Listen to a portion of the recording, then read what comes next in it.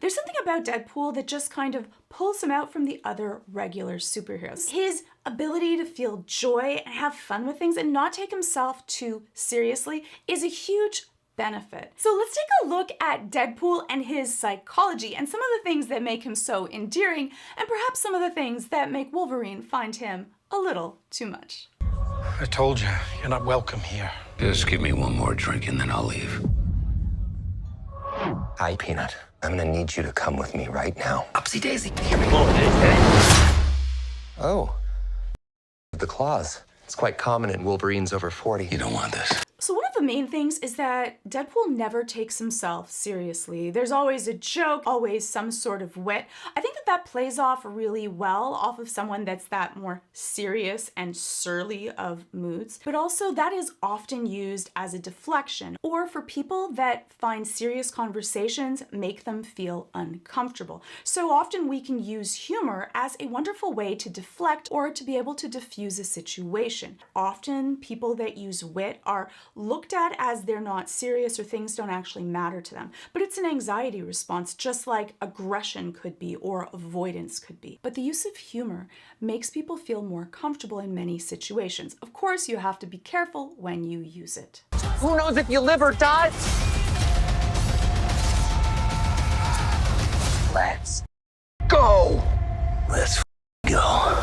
But there's something that's contagious about someone that can just take the joy of a situation and fully live in the moment. Having people that are those keeners can fuel situations, can give other people energy. Why? Because feelings are contagious.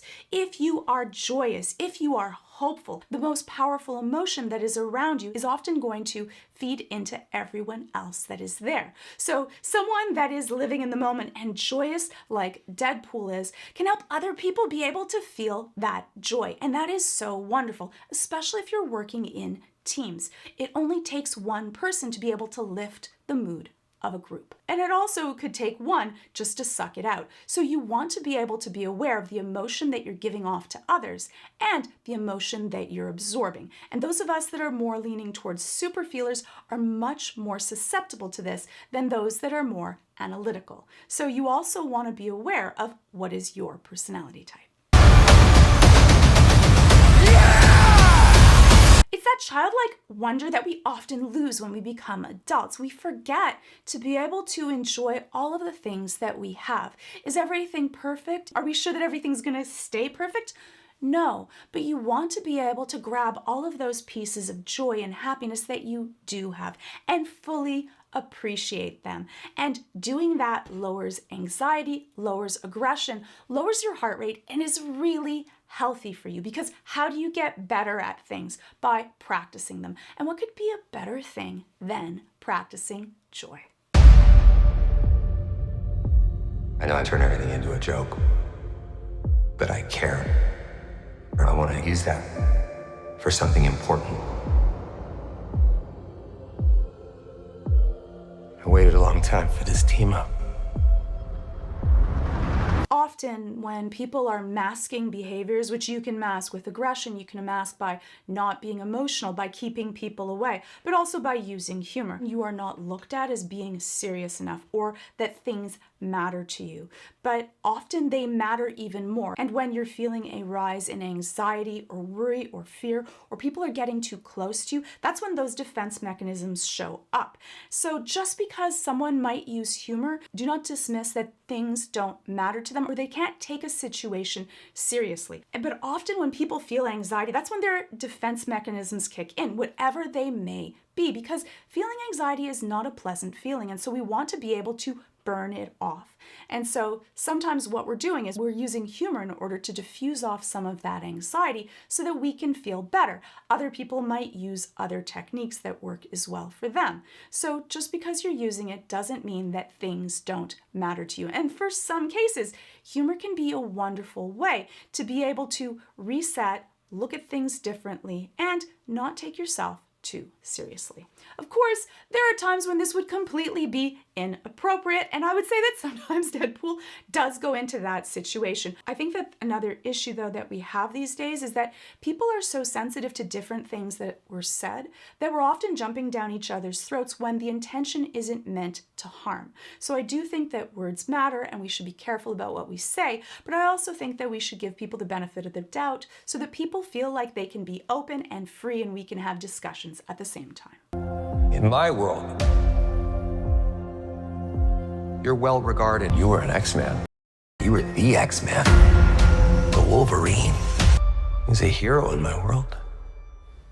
Yeah, well, you're in mine. And having someone that believes in you, that truly believes in you, can make such a huge difference, especially when you're feeling down and out, when you feel like you have nothing left. Those people that believe in you, truly, genuinely believe in you, that can make a huge difference. So you want to try to be that person, to be able to light the way for others, especially if you're working in a team, especially when you're dealing with someone that's made a mistake or feels down and out.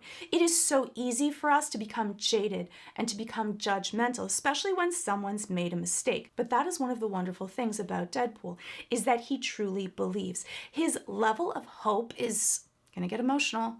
Push, why? His level of hope is so high that it can feed everyone else around you. And if you've ever had someone that truly believed in you when you didn't believe in yourself, it makes a huge world of difference. Those are the people that are those coaches, those inspirations, those teachers, those mentors, those parental figures that made a difference in our life, that helped us believe in ourselves even when we questioned it. And if you have someone in your life that has done that for you, you can let me know in the comments, because I think that it's really heartwarming, and I think that we should spend that moment to be able to thank people for making a difference, because even though you might think that they know that, they may not. All emotional. Why? It's Deadpool! Why am I like this? Okay. I don't know. Just hope is so important. It's so monumental for us as humans. We just need it. We need it. And it's so powerful. Hope can move mountains. One thought, one belief. If you believe in yourself, you really can make a difference. And often it's hard to do because we often think that it's too much. There's too many steps. There's too many risks. And so to have someone to be able to bounce ideas off of and help push us forward when we're doubting ourselves, it makes such a huge difference in our own belief and our self-esteem.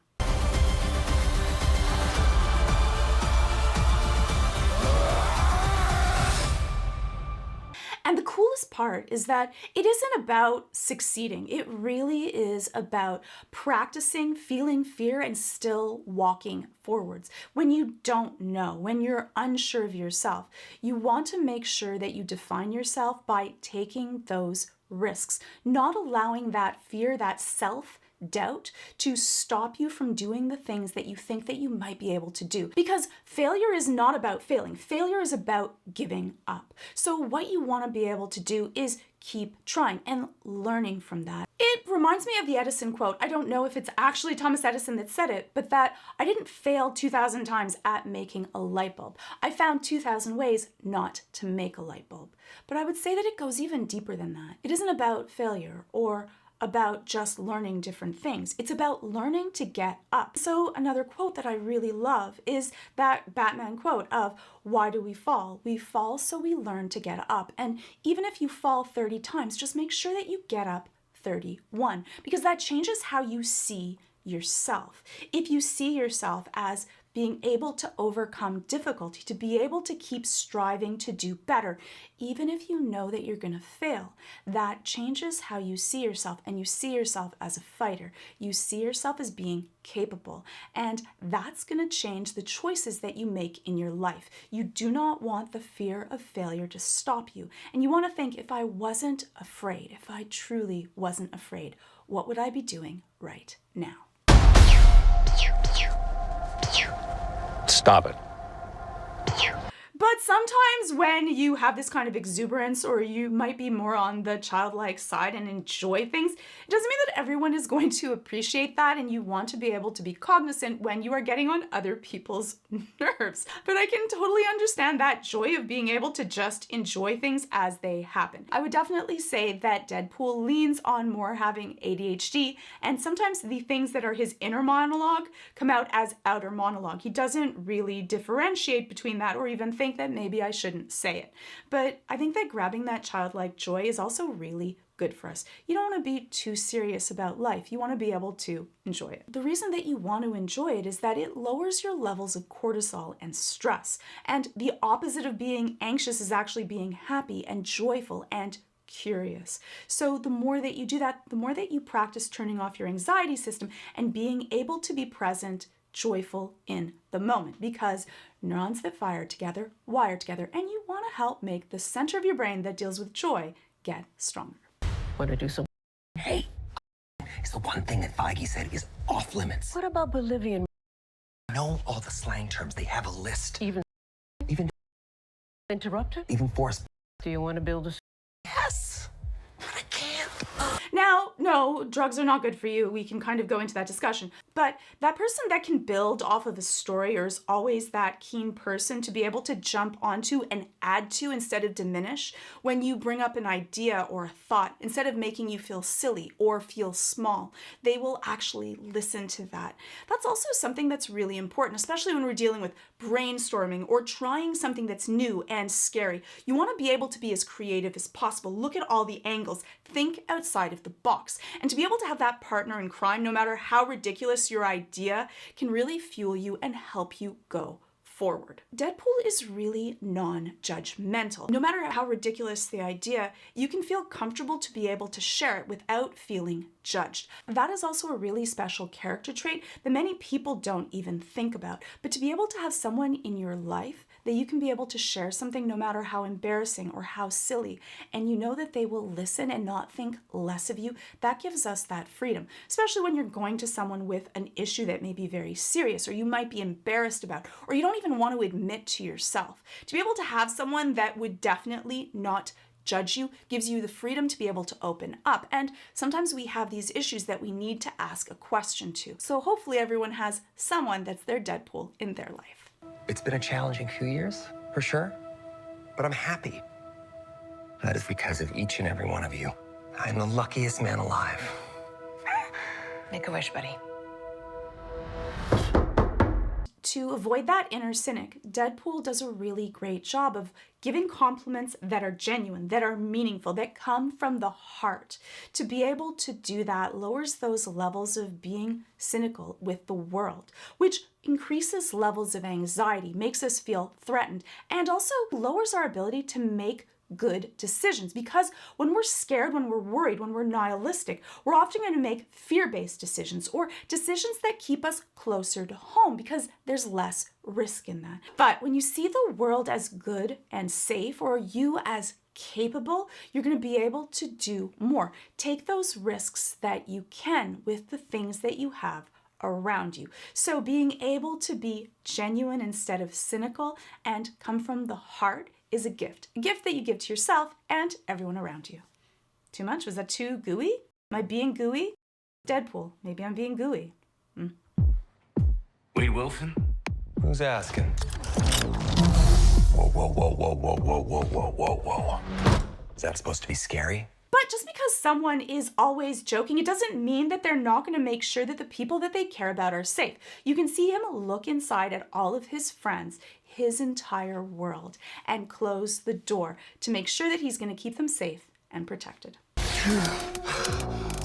Mr. Wilson, you appear to have soiled yourself while unconscious. I wasn't unconscious. Who are you? Being quick-witted is also a sign of intelligence, to be able to think outside the box or see things from a different angle. It's almost you're playing in a different set or a different layer, to be able to add a layer of humor to different situations. Some people are just so very natural at it, and the rest of us are just thinking, I wish I had really said this, or this would have been the perfect line, if only. Maybe it'll happen again and you'll get a chance to.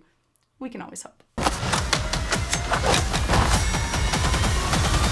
And he definitely loves himself. And I think that that's an important trait, is that we often judge ourselves by our looks or the things that are on the outside. But being self-confident, caring about yourself, it's that trait that makes you attractive to other people no matter what. It doesn't really matter about how you look or the things that you say. It's how you make other people feel.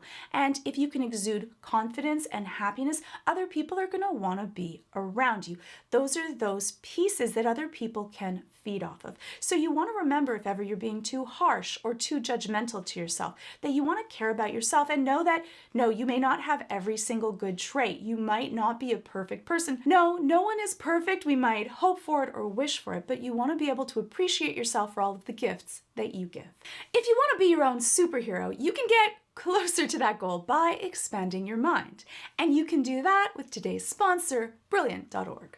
Learn, enhance, grow with Brilliant's ever-expanding set of new courses. Brilliant makes college-level courses so you can be as quick-witted as Deadpool, and each course is designed for high-velocity learning to help you stay focused and reach your goals, so you won't be the last one to the party. And Brilliant makes learning like a game, with fun features that let you challenge yourself and compete with others. Maybe don't compete with Wolverine. He does not take losing well. It never gets boring, and we also know that learning, when it's fun and engaging, it makes knowledge stick better, so you remember more easily and quickly. And if you're wondering about the library, Brilliant has thousands of lessons: math, chemistry, physics, engineering, computer science, and so many more. New lessons are being added every month. So far, I've done courses on algebra, logic, geometry, and I found them engaging. Yes, all of these topics were engaging because Brilliant breaks them up into little tiny bite-sized chunks. And if you, like me, are a visual learner, you get to see visualizations that help you understand the topics they're covering. When you practice a skill, just start 15 minutes a day. No one can tell me that they don't have 15 minutes to expand your mind. And they have new courses such as how large language models work and Intro to Probability. So if you don't know what either of those mean, you should probably check them out. And if you're still not sure, just check out everything Brilliant has to offer for free. Yes, for free for 30 days. And that does help my channel, so just do it. Head on over to brilliant.org/Georgia Dow or click on the link in the description. And if you want more, you can use that link to get 20% off of an annual premium subscription. So just click on that button on the screen or head on over to brilliant.org/Georgia Dow. A lot of that confidence has to do with your inner voice. Are you being negative? Are you always being critical? Or are you appreciating and wanting to be able to do and be better? You want to be able to look at yourself honestly, but with a positive light, and to be able to also appreciate all of your work and the things that you're moving towards. And those will create that confidence that will make other people feel good around you. Now, you don't want that to be a narcissistic confidence or one that is pushing other people down. That's actually a sign of insecurity. So you want it to be one that other people can feed off of, and one that you can also see the joy and the wonderful traits in others around you. And I found the film had a lot of really enjoyable, joyous moments and a lot of fun pieces. You can let me know what your thoughts are in the comments below.